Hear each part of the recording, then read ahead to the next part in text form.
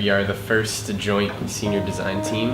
Our team has 3 students from UNC Chapel Hill and 2 students from NC State. We looked for a need that was prevalent in the neurosurgery department, and we found a solution to a big problem. In a world where technology is coming up every day, neurosurgery is just one that hasn't changed because it is a very sensitive area. We didn't need to reinvent the wheel. We just needed to use our knowledge that we had as students. It's just great that we can actually make something that will affect outside of this campus, potentially, and actually affect people's lives.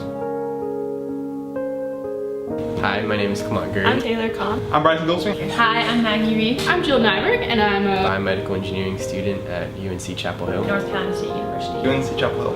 NC State. And I'm a biomedical engineering student at UNC Chapel Hill. So we started shadowing in the neurosurgery unit over at UNC's hospital.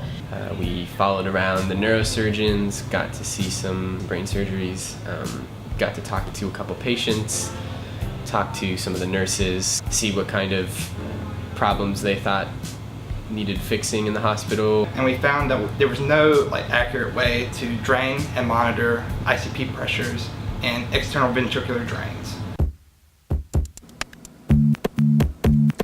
This is your brain. Your brain has fluid to protect and nourish it. Normally it looks like this. Sometimes it gets trapped and fluid builds, putting pressure on the brain. What causes this fluid buildup? Cancer, trauma, and genetic disorders. This happens to 65,000 patients every year. How is this condition treated? Doctors insert a tube into the brain and drain out the excess fluid.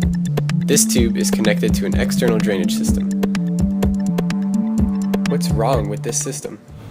We observed this drain being used and realized it was pretty complicated. The current system is a completely manual device. The nurses have to come in every single hour to stop this drainage system so that they can take a pressure reading. And you only get one of those pressure readings per hour. And for the rest of that hour, they had no idea what the pressure was doing inside the brain. If a patient moves even the slightest, their head drops a little bit, they slouch just a tiny fraction of an inch, they have to readjust this or they're not going to get accurate pressures. The device can overdrain and too much fluid can be taken out, and that can collapse the ventricles and lead to death.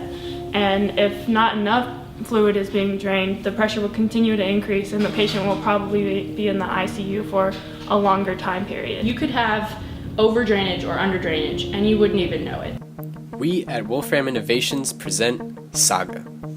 Saga monitors the patient's pressure 24/7. It's like a nurse that never leaves your side. Saga connects to the catheter in the patient's head and attaches to the IV pole.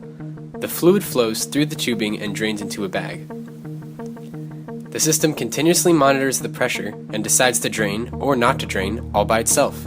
No nurse necessary. The system will connect to the patient monitor and display the trending data for doctors and nurses to assess. We've been working on this project since last summer, so almost a year now. Our device is going to have an alarm to alert the nurses when pressures are at adverse levels. It features a controlled feedback loop, so whenever the pressure is too high, the drainage mechanism will turn on, and whenever the pressure is low and stable, the drainage mechanism will actually stop. It creates a graph of the pressure over time, and you could use that to send that to the surgeons. You can give them a report. And it will be more conducive to patient movement, so it's more patient friendly. We think that our device is going to really change the neurosurgery intensive care unit, and our device will provide a continuous and personal treatment. We are currently filing a provisional patent. Our team has won a number of competitions, and so that money will go towards marketing our device, finding investors, and moving to the next stages of development. Our goal for this device is to improve patient care. To do this, we need to raise $100,000 for further development and testing. We have already raised $1,000 from design and innovation competitions. Please help us achieve our goal.